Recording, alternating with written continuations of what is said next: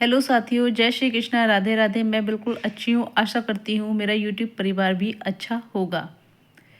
आज मैं आपको अपने चैनल के माध्यम से बृहस्पतिवार व्रत कथा भाग 2 सुनाने जा रही हूँ। आपको वीडियो अच्छा लगे तो चैनल को सब्सक्राइब करें, वीडियो को लाइक करें और ज़्यादा से ज़्यादा शेयर करें। उसी समय पुलिस को बुलवाकर उसको जेल खाने में डलवा दिया। जब लकड़हारा जेल खाने में पड़ गया और बहुत दुखी होकर विचार करने लगा कि ना जाने कौन से पूर्व जन्म के कर्म से मेरे लिए दुख प्राप्त हुआ है, उसी साधु को याद करने लगा जो जंगल में मिला था। उसी समय तत्काल बृहस्पति देव साधु के रूप में प्रकट हो और उसकी दशा को देखकर कहने लगे, अरे मूर्ख, तूने बृहस्पति देव की कथा नहीं करी, इस कारण तुझे दुख प्राप्त हुआ है। अब चिंता मत कर, बृहस्पतिवार के दिन जेल खाने के दरवाजे पर 4 पैसे पड़े मिलेंगे। उनसे तू बृहस्पति देव की पूजा करना, तेरे सभी कष्ट दूर हो जाएंगे। बृहस्पतिवार के रोज उसे 4 पैसे मिले।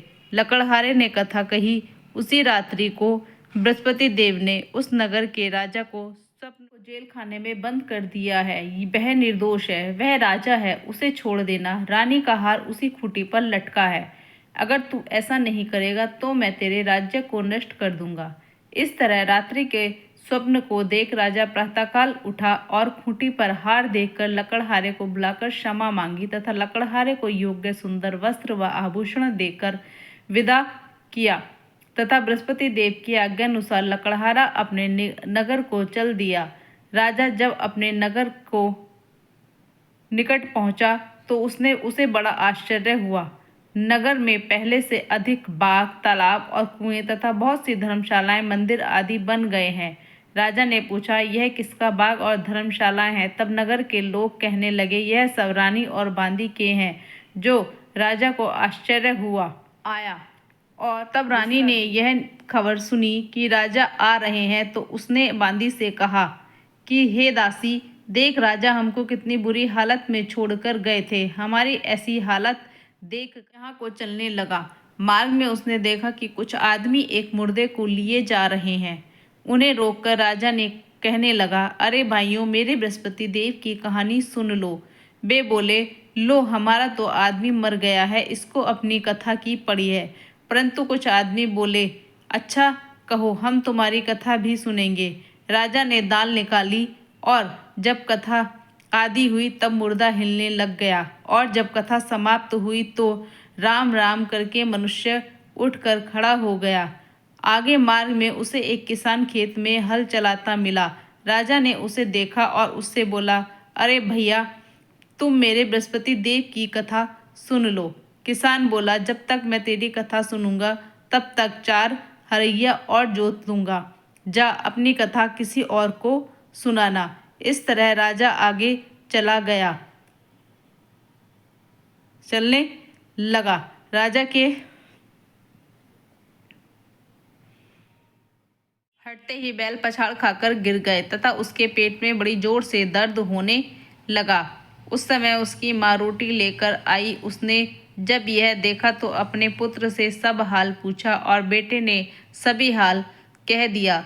तो बुढ़िया दौड़ी दौड़ी उस घुड़सवार के पास गई और उससे बोली कि मैं तेरी कथा सुनूंगी, तू अपनी कथा मेरे खेत पर चलकर ही कहना। राजा ने बुढ़िया के खेत पर जाकर कथा कही, जिसके सुनते ही वह बैल उठ खड़े हुए तथा किसान के पेट का दर्द बंद हो गया।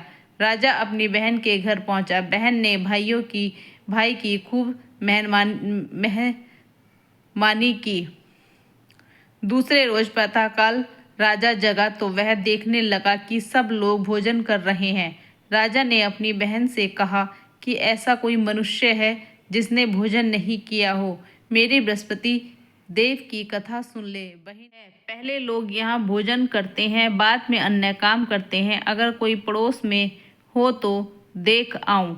वह ऐसा कहकर देखने चली गई, परंतु उसे कोई ऐसा व्यक्ति नहीं मिला जिसने भोजन न किया हो। अतः वह एक कुम्हार के घर गई जिसका लड़का बीमार था। उसे मालूम हुआ कि उनके यहाँ 3 रोज से किसी ने भोजन नहीं किया है। रानी ने अपने भाई की कथा सुनने के लिए कुम्हार से कहा। वह तैयार हो गया।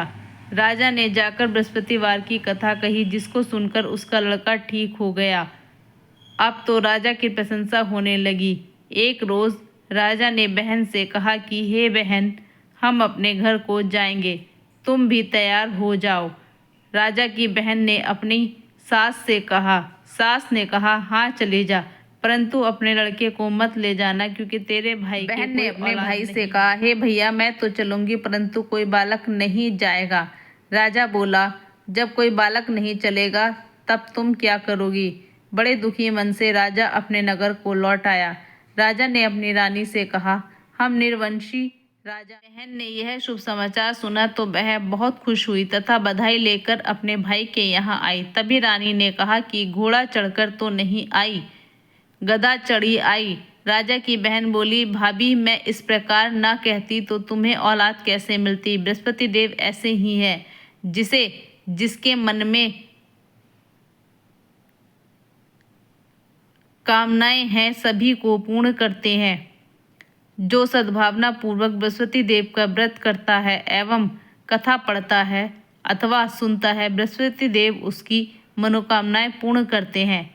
भगवान बृहस्पति देव उसकी सदैव रक्षा करते हैं। संसार में सद्भावना से भगवान जी का पूजन व्रत करके सच्चे हृदय से उसका मनन करते हुए जयकारा बोलना चाहिए। बोलो बृहस्पति देव की जय।